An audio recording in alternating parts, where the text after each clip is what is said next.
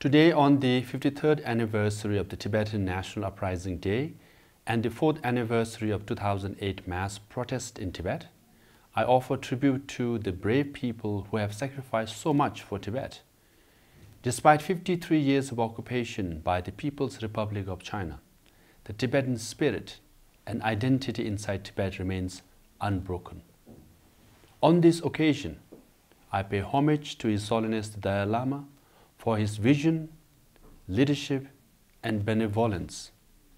I also pay my deepest respect and gratitude to our elders for their contribution and tireless effort that have sustained our movement's growth and dynamism over the past 50 years. 1 year ago, when His Holiness the Dalai Lama announced the transfer of his political power to a democratically elected leader, Tibetans were apprehensive and implored him to reconsider. Today, the world recognizes and applauds His Holiness's vision and magnanimous decision. Tibetans are making a smooth transition with the free, fair, and multi-candidate 2011 parliamentary and Kalon Tripa elections that involve exile and diaspora Tibetans in over 40 countries. I am deeply honored by the spiritual blessings, legitimacy, political authority, and continuity bestowed upon me by His Holiness the Dalai Lama. In his statement at my inauguration ceremony on August 8, 2011, His Holiness said, "When I was young, an elderly regent Tara Rinpoche handed over Sikyong to me, and today I am handing over Sikyong to young Lobsang Sangay. In doing this, I have fulfilled my long-cherished goal."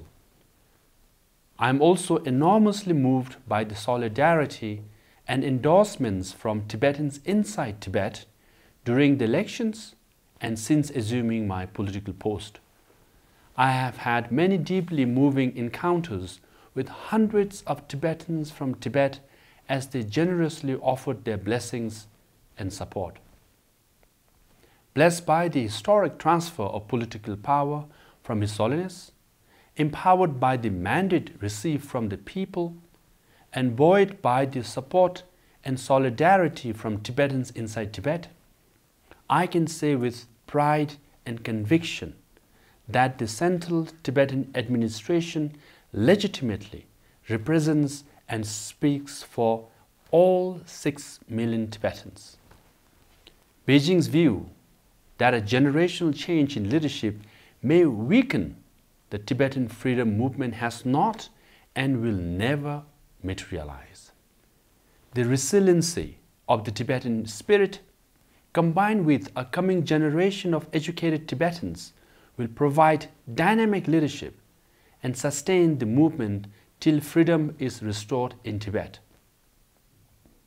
If the Chinese government's claim that Tibetans enjoy freedom and equality are true, then it should allow for democratic, transparent, free, and fair elections in Tibet. In the 53 years of Chinese occupation, no Tibetans has ever held the party secretary post of the so-called Tibet Autonomous Region. Chinese hold the majority of the decision-making positions in all branches of the government and constitute more than 50% of the public sector workforce. 70% of the private sector enterprises are owned and operated by Chinese. 40% of Tibetan high school and college graduates are unemployed. The Tibet issue concerns far more than the rights and welfare of 6 million Tibetans. It impacts the entire planet. The unique Tibetan culture, with its rich language, spirituality, and history, must be protected. The Tibetan Plateau is the world's 3rd pole, as it contains the largest ice fields outside the 2 poles. Tibetan glaciers, the source of 10 major rivers, affect the lives of more than 1.5 billion people. Billions of dollars worth of mineral resources are exploited annually to fuel China's economy. decades of logging have reduced Tibet's pristine forest cover by half. Clearly, the management of this global common and the Tibetan people's traditional role as its stewards ought to be a planetary concern. When China invaded Tibet in 1949, it promised to usher in a socialist paradise. In actuality, Tibetans are treated as second-class citizens. When Tibetans gather peacefully and demand basic rights as outlined in the Chinese constitution, they are arrested, fired upon, and killed, as in the January 23rd, 24th peaceful protest when Chinese were celebrating their New Year. The Communist Party cadre members in TAR have been ordered to prepare for war against the Tibetan protesters. In stark contrast, in Wukong, in Guangdong province, protests by Chinese people lasted weeks. Their grievances were addressed. One of the protest leaders was appointed in leadership position of the village, and provincial authorities even supported free village elections. Intellectuals, artists, and leaders in Tibet are being arbitrarily arrested and imprisoned. Thousands of pilgrims recently returning from India have been detained. Many have disappeared. Tibetans, including monks and nuns, are forced to denounce the Dalai Lama and attend the patriotic re-education classes. Foreigners and international media are barred from Tibetan areas. A Chinese scholar recently observed, there are more Chinese than Tibetans, more police than monks, more surveillance cameras than windows in Lhasa, the capital city of Tibet. The entire region is under undeclared martial law. China has built many airfields in Tibet, stationed many more divisions of the PLA, begun expanding the railway line to the borders of neighboring countries, and dispatched thousands of paramilitary forces into Tibetan areas. Tibet has become one of the most militarized areas in the region. Today, there is no space for any conventional protest such as hunger strikes, demonstrations, and even peaceful gatherings in Tibet. Tibetans are therefore taking extreme actions such as the one by 26 Tibetans who have committed self-immolation since 2009. His Holiness the Dalai Lama and the CTA have always discouraged such drastic actions. However, despite our pleas, Tibetans continue to self-immolate with 14 cases already in 2012. Fault lies squarely with the hardline leaders in Beijing, so does the solution. The self-immolations are an emphatic rejection of the empty promises of the so-called socialist paradise. The Tibetan struggle is not against the Chinese people or China as a nation. It is against the PRC government's policies. China must acknowledge the depth of the problem in Tibet and understand they cannot be solved through violence.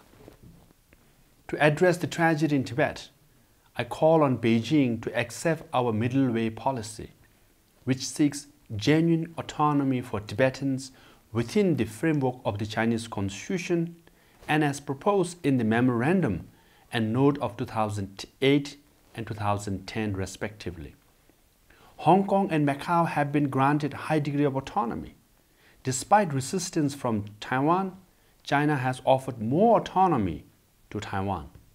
Why are Tibetans still not granted genuine autonomy as stipulated in the Chinese Constitution? We hope that China's upcoming leaders will initiate genuine change and they find the wisdom to admit the government's long-standing hardline policy in Tibet has failed. We have chosen to move down a mutually beneficial path even though Tibet historically enjoyed independent status and Tibetans have the right to self-determination according to international law. concerned Chinese citizens and intellectuals should make an effort to seek the truth and understand why Tibetans are protesting and self-immolating. Dialogue and a peaceful resolution to the Tibet issue are in the best interests of China, the Chinese people, and Tibetans. We stand ready to send envoys to resume the dialogue process, even though the Chinese envoy belonging to the United Front Work Department has of late invested far more energy traveling around the world and making outrageous attacks on His Holiness the Dalai Lama and the CTA led by the Kalon Tripa. In the process, they have actually further internationalized the Tibet issue. A key reason for creating the United Nations was the pursuit of human rights. I urge the UN to live up to its objective and address the crisis in Tibet by appointing a special rapporteur and visiting Tibet. The international community and media must send a fact-finding delegation into Tibet to remove the veil of censorship and disinformation campaign. Even Pyongyang in North Korea has an international media presence, which is not the case in Lhasa, says Reporters Without Borders. I appeal to the officials and member states of ASEAN and SAARC to include the Tibet issue in your agenda, given Tibet's geopolitical and environmental significance affecting billions of Asians. A China that is able to address the Tibet issue will make it a more peaceful neighbor and contribute to harmony and stability in the region. To my fellow Tibetans, now is the time to show solidarity and support with our brothers and sisters inside Tibet. We must give education top priority so that educated and community-minded Tibetans will provide dynamic leadership and sustain the Tibetan movement till freedom is restored in Tibet. The Kasha would like to request that mantras and prayers be recited every Wednesday for those who have sacrificed their lives for the Tibetan cause. Younger Tibetans should embrace and celebrate our proud heritage and identity by wearing, speaking, and eating Tibetan every Wednesday. Let us make 2012 a Tibet lobby year. In this Tibetan New Year, I call upon all Tibetans and friends to reach out to elected representatives at the state and national levels in your countries. Invite and educate them about Tibet and the efforts of His Holiness Dalai Lama and the CTA. Generate debate about Tibet and get legislation passed in support of Tibet and the Tibetan people. Initiate activities that raise the profile of the Tibetan democracy and visibility of Tibetan political leadership and the CTA. The 14th Kasha will make maximum efforts to realize our larger goal, as well as take steps to prepare the Tibetan people and institutions for the 21st century under the guiding principles of unity, innovation, and self-reliance. The Kasha again urges all Tibetans and friends participating in various solidarity activities to ensure that the activities are undertaken peacefully in accordance with local laws and with dignity. Please remember, nonviolence and democracy are two of our constant principles. The Tibetan people and current Kasha are extremely blessed to have the continuing presence and wisdom of His Holiness the Great 14th Dalai Lama. The Kasha extends absolute support to the historic statement issued on September 24, 2011 by His Holiness concerning his reincarnation.